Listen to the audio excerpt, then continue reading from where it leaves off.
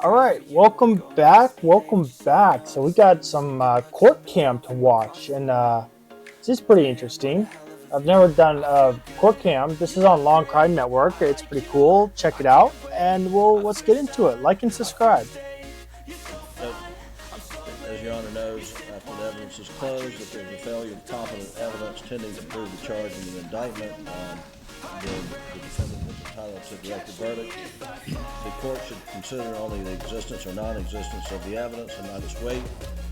In this case, Your Honor, the evidence is exclusively circumstantial, and in State v. Dent, the South Carolina Court of Appeals in 2021 explained that the standard to be applied when the state relies upon circumstantial evidence is that all of the circumstances must be consistent with each other and when taken together point conclusively to the guilt of the accused beyond a reasonable doubt. If their circumstances merely portray the defendant's behavior as suspicious, the proof has failed.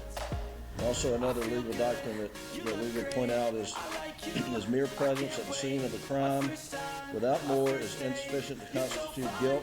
The reason I say that legal doctrine, Your Honor, is at most what the state has proven and offered of proof is that the defendant was at the kennels at 8:44.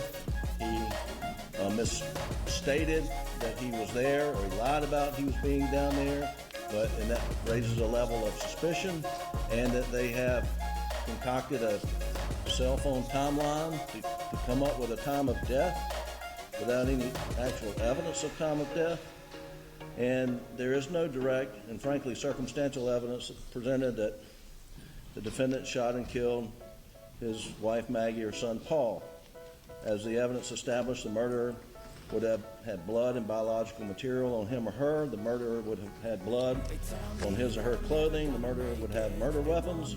The murderer or murderers would have evidence of disposing of murder weapons on property or vehicle. And there's no evidence that Alec Murdaugh had any of this. He had no blood from the brutal murder of his son Paul. He had no DNA from Paul on his clothing in an area where you would expect to find it if he had shot his son, which he did not.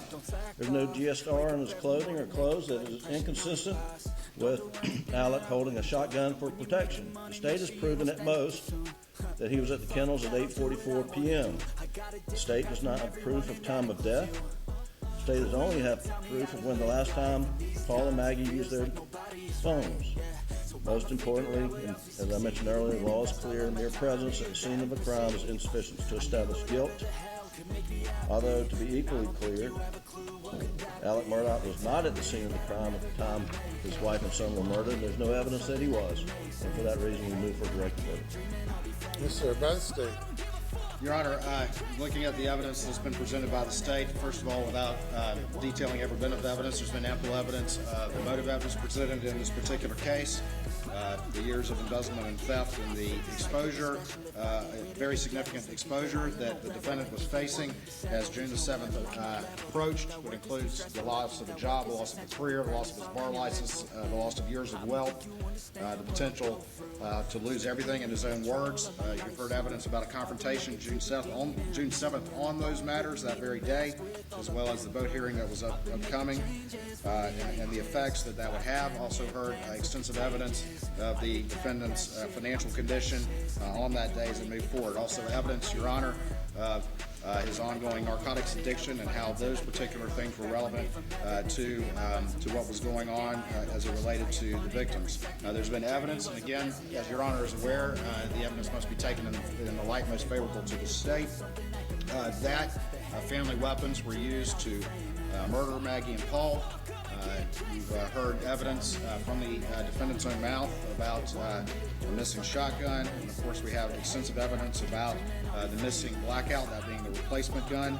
Of course, you've heard evidence that the defendant claimed that was missing at Christmas time, but there was evidence from Will Loving that gun was present and being used, including at the side of the house as late as turkey season, just a couple months prior to the murders. And that from the firearms expert that the cases found. Oh no. Get an ad. I hate ads. Why do I have so many ads? need to be nervous. No reason to be nervous. This looks like a good movie. I want to see it, but it's an ad nonetheless. I don't want to see ads. How to choose the best in your vacation? I don't By care. choosing everything in Grand Palladium hotels and resorts. No, that's not how you Found choose. around Maggie's body were cycled through the same weapon. I'd like to point out that resort looked like something out of it looked like a resort at Chernobyl. The murder weapons cycled the same cases as weather cases that were found at the side of the house, consistent with what Will Loving testified, as well as at the shooting range across the street. You've additionally heard that the same exact brand and weight of ammo that was used to kill Maggie was found throughout the property, as well as the same buckshot and birdshot ammo as well.